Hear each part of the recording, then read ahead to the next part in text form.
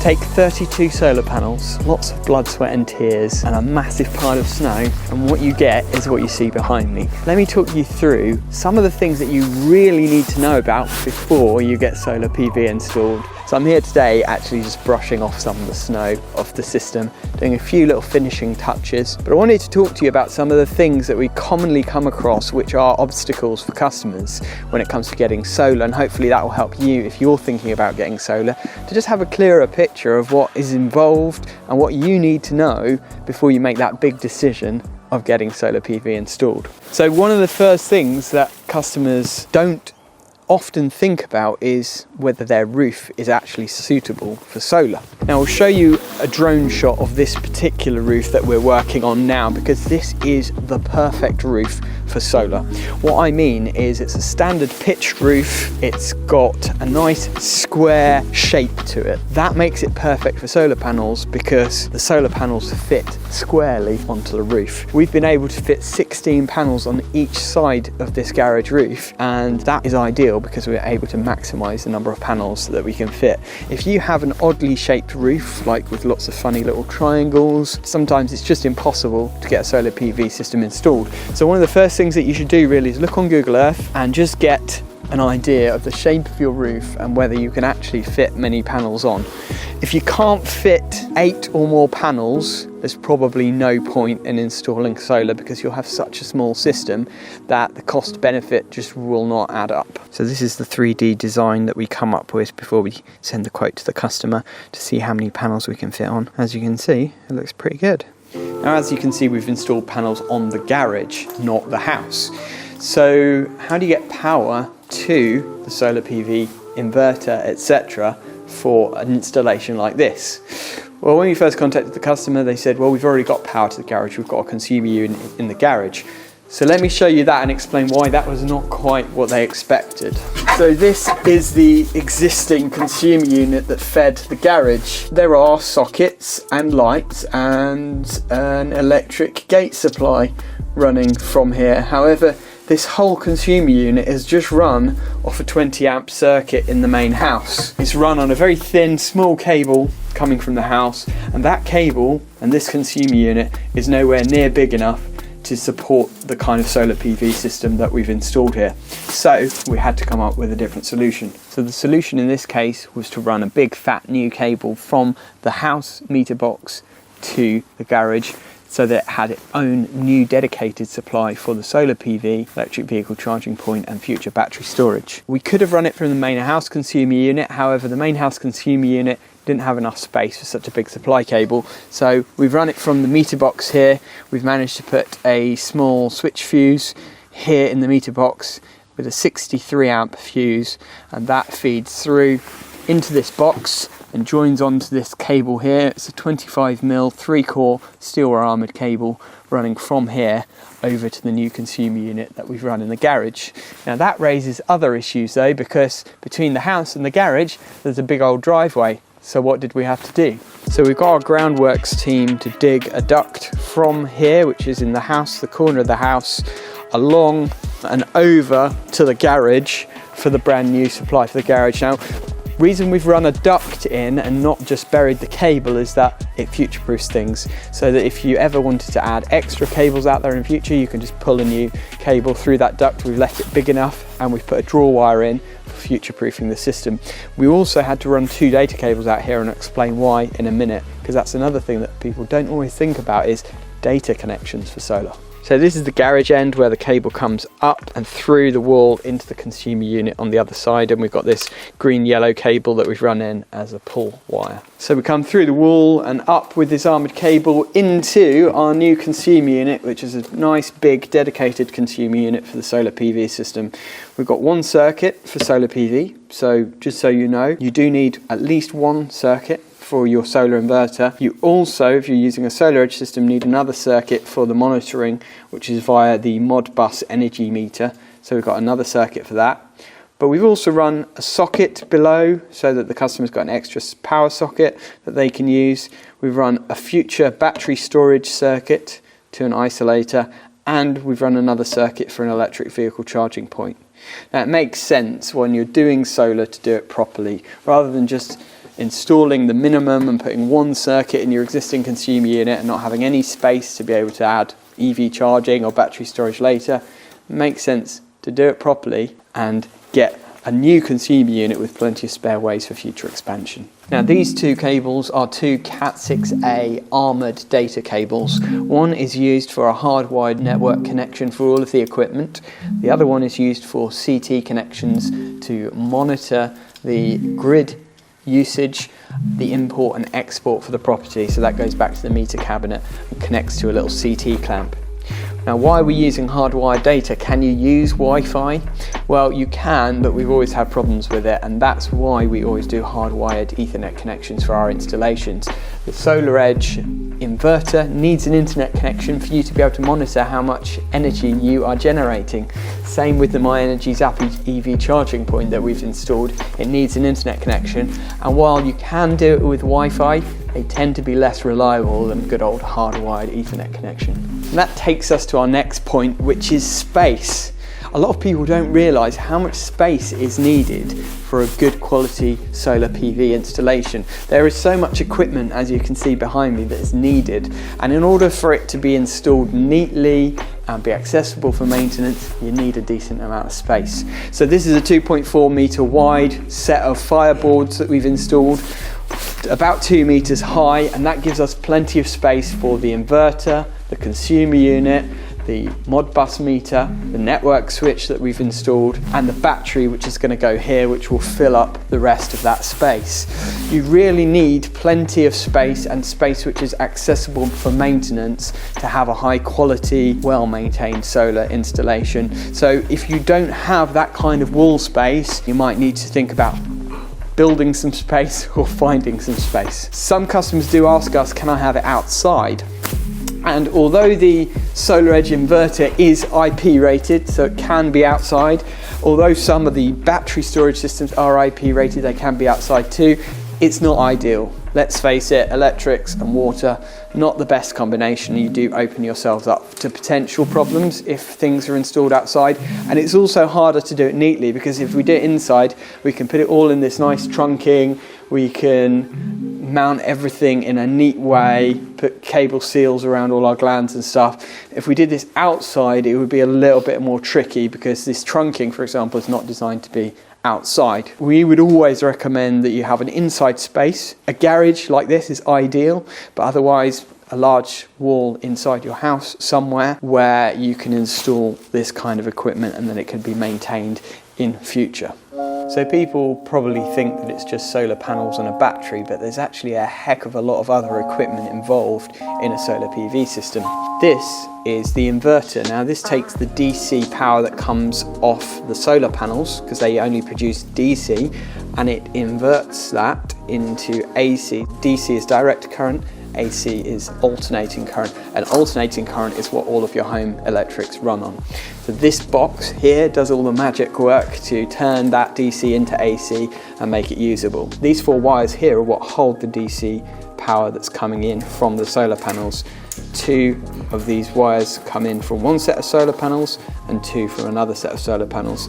They come into the inverter, it does its magic, and then it sends down this power cable here, AC power, that you can use in your house. But before you can use that power, there's a couple of other devices that are needed. This is a generation meter. A generation meter is exactly what it says on the tin. It counts up how much electricity your system has generated. Then from there, the cables go into this isolator. Now this is a safety switch, and it enables us to safely isolate or switch off the solar inverter for maintenance or emergency purposes. We've installed a second isolator for future, for when the battery storage system is installed, because that is going to have its own isolator as well. We're going to be installing a MyEnergy Libby battery here, but it's not arrived yet. That will be coming in a couple of months' time. Into the solar inverter here as well, we have 2 data cables. One is for a hardwired Ethernet connection, goes to our network switch, which I'll talk to you about in a minute, and then the other one is an RS485 cable, which is basically a signal cable that enables the inverter to talk to this SolarEdge Modbus meter. What is the Modbus meter? Well, the Modbus meter is reading how much power the house is using, how much is being imported or exported, and then it's talking to the solar edge inverter, telling it what to do, but it's also taking all of that data and sending it up into the cloud so that we can monitor the system using the Solar Edge monitoring app. Now on the DC side, before the DC cables reach the inverter, they come through this, a DC surge protection device. This protects the inverter and everything else connected to it from DC surges, which could happen if there was a lightning strike or some kind of other surge event on the system. Each string of panels, or each row of panels essentially, is isolated using a DC isolator. So if we want to turn off that set of panels and stop them feeding DC power into the inverter, we can do that with this safety switch here. And again, that is required by the regulations. And last but not least is this, a network switch to take a hardwired network connection from the main router in the house and split it out to all the various devices, the solar inverter, the electric vehicle charging point, and we've also put a wireless access point here in the garage so that the customer's got a good strong Wi-Fi signal for their electric vehicles. Now this bit is kind of an optional extra, but most customers, if they're thinking about getting an electric vehicle in the future, it makes sense to do it while installing the solar, is to install an electric vehicle charging point, and that can be added next to all of this equipment if you park your vehicle near, or a cable can be run from the solar consumer unit to wherever the electric vehicle charging point needs to go.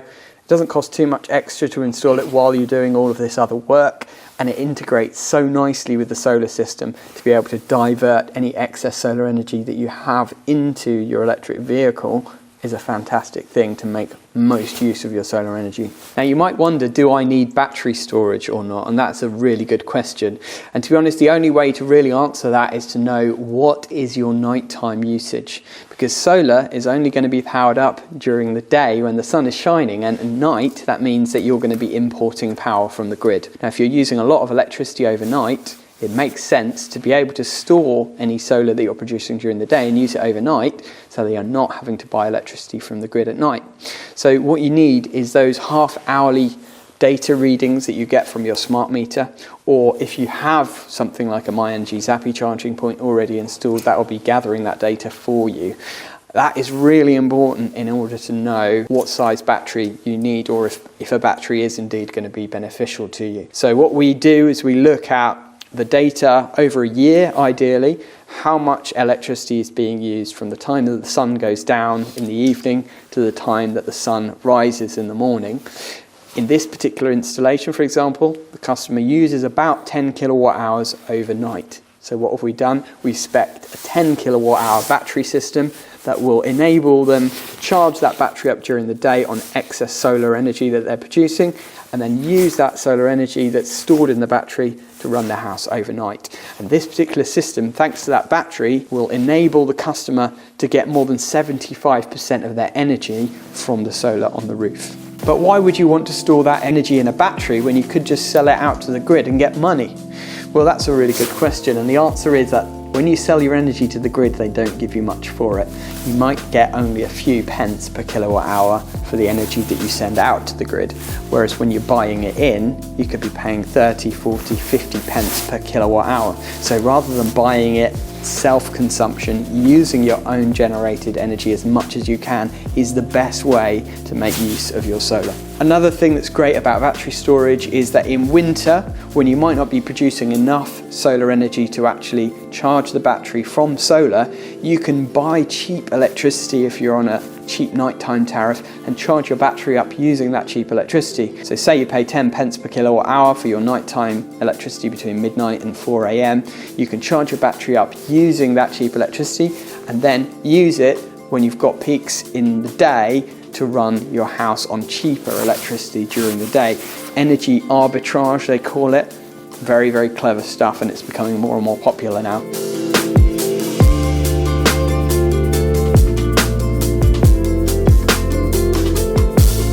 Now you might wonder, how long will all of this stuff last?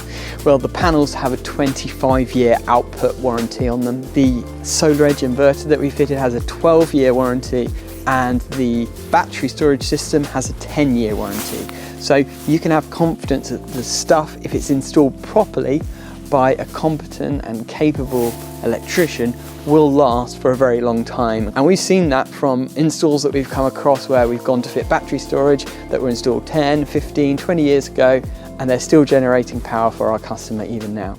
A bit like the snow that's hiding these solar panels, there are some hidden costs to a solar installation that not a lot of people think about. For example, the scaffolding that we're standing on now. To do a solar PV install safely, scaffolding is very important.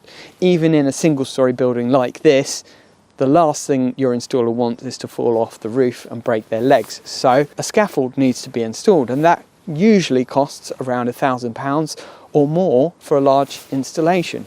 So that's something that will go into the price that you get a quote for. Usually your installer will include that in their quote and they'll mention that, but you need to make sure that that is something that is included. Another thing is structural engineer approval.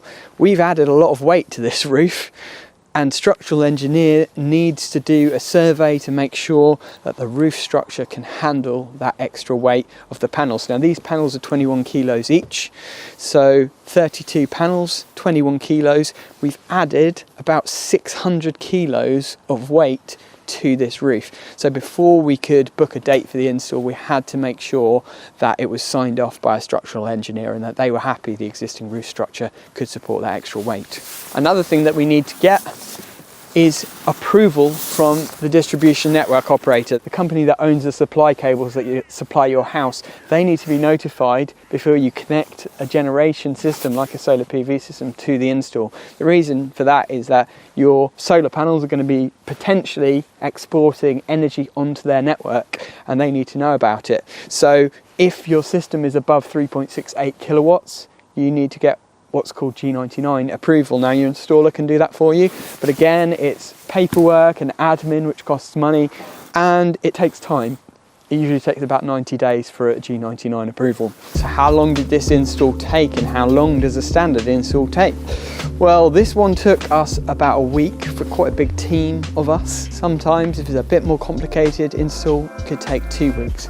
You've got to allow for probably a day for the scaffolding to go up at the start as well, another day for the scaffolding to be taken down at the end. So usually if you're allowed 2 to 3 weeks to get the whole install done, that's probably about right. So if you're thinking of getting solar, there's lots of different products that are out there. How do you know what is the best? Well, we've come up with a recipe for what we like as the best quality system, and I will leave links below where you can find out more information about all the products that we've installed here at this particular install and that we install as standard for most of our clients. So how much did this all cost? This is a 12.8 kilowatt peak system with an 8 kilowatt inverter, 10 kilowatt hours of battery storage and an electric vehicle charging point.